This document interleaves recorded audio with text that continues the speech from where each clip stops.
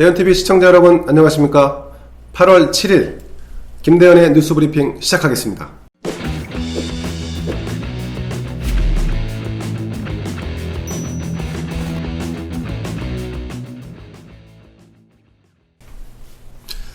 자, 오늘 첫 번째 이슈입니다. 청와대 노영민 비서실장과 5명의 수석 비서관들이 일괄 사의를 표명했습니다. 문재인 대통령께 그만두겠다고 얘기를 했다는 겁니다. 자, 구체적인 사의 표명 배경은 알려지지 않았는데 청와대의 강민석 대변인에 따르면 최근 상황에 관해 종합적인 책임을 지겠다는 것이다. 이렇게 설명을 붙였습니다.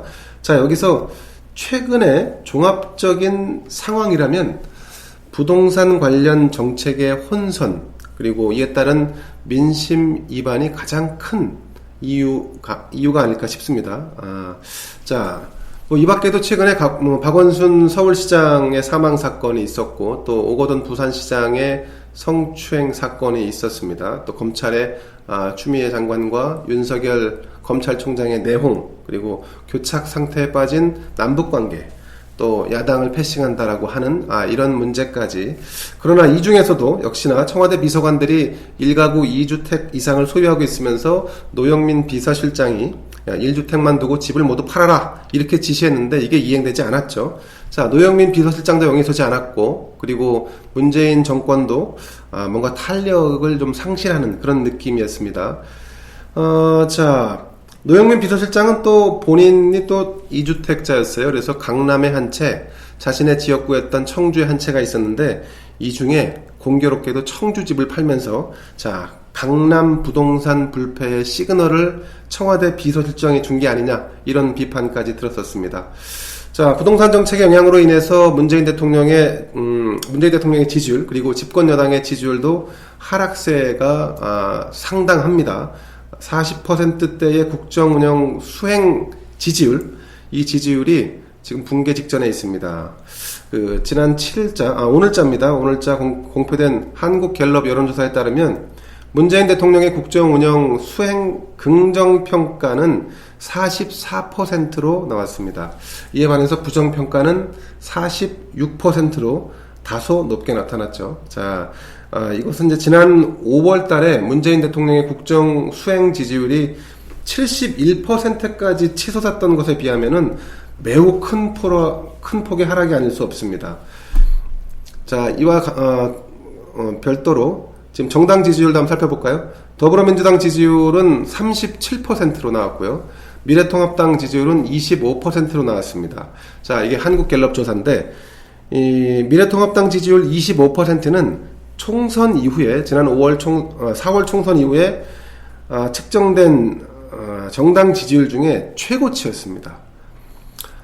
자, 한국갤럽 말고 지난 6일날은 리얼미터가 조사를 한 게 또 있습니다. 서울 지역의 경우에 통합당이 37%, 민주당이 34%의 지지율로 통합당이 앞서는 걸로 나왔어요. 당장에 내년에 서울시장 보궐선거가 있는데 집권 여당 입장에서는 발등에 불이 떨어진 셈입니다. 자, 그러면 이렇게 비서실장을 비롯한 수석 비서관들이 다 사의를 표명했는데 그럼 진짜 이분들이 사퇴하는 걸까요? 꼭 그렇지만은 않습니다. 문재인 대통령이 과연 사의 표명을 수용할지가 이제 관건으로 남아있고, 그리고 이제 일부, 6명 모두가 아니라 일부에 대해서 사의를 수용할 가능성은 있어 보입니다. 특히 문제가 됐던 1가구 2주택자 김조원 민정수석, 아마도 사의가 수용되지 않을까 하는 예측이 됩니다. 이 부동산, 강남에 이제 부동산을 2채 가지고 있으면서 이 논란의 중심에 섰고, 그리고 또 이 집을 고가에 매물로 내놓으면서 이게 진짜 팔려는 거냐, 사실은 신용만 하는 거 아니냐, 이런 국민적 비난을 샀습니다. 자, 그럼에도 불구하고 만약에 김조원 민정수석의 사의가 수용된다면 결국은 민정수석 김조원은 자신의 공직보다는 부동산을 선택했다는 비난을 또 받지 않을까 싶습니다.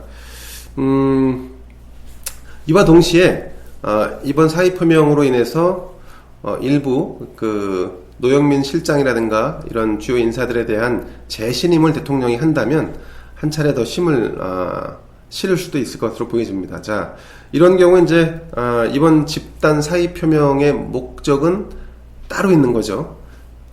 청와대 내부의 결석을 다지는 한편 대외적으로는 긴장감을 좀 불어넣어서 이 좀 국정 운영의 장악력을 조금 더 키우겠다, 이런 의도로 보입니다. 미래통합당 일각에서는 벌써부터 특정 인사의 사의 표명도 아니고 집단 사의 표명이라는 게 진짜 그만두겠다는 게 아니지 않느냐, 일종의 정치적 행위 아니냐, 정치적인 쇼잉에 불과하다, 이런 지적까지 나오고 있습니다. 부동산 정책의 실패가 가져온 이 국민적 비난은 사실 이런 임기응변식 정치적 쇼잉으로는 해결되지 않을 겁니다. 이 전셋값은 치솟고 있습니다.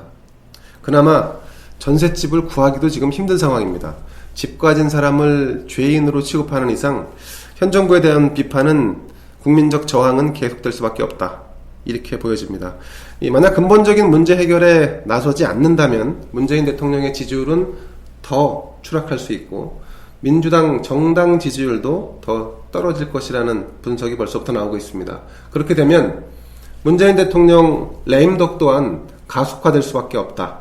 또 민주당의 분화, 이런 형태의 내부 분열이 표출되면서 국정 장악력 또한 지금보다 훨씬 더 떨어질 수 있다는 점. 자, 그래서 이번 부동산 정책은 대통령이 직접 나서서 정책 라인을 교체하고, 특히나 이번에 사의 표명을 하지 않았던 정책실 안에 이 순회진들은 사실 부동산 정책을 만든 당사자라고 볼 수 있는데 정책실은 빼고 비서실만 이번에 사의 표명을 했다는 거. 자, 그러면 정책이 문제가 아니라 집 가진 사람이 문제라고 판단을 하고 있다는 걸로 보여집니다. 그렇진 않습니다. 정책이 문제입니다. 자, 국민적 저항에 직면하기 전에, 더 큰 저항에 직면하기 전에 정책적 변화, 정책 집행자들에 대한 교체 시급해 보입니다.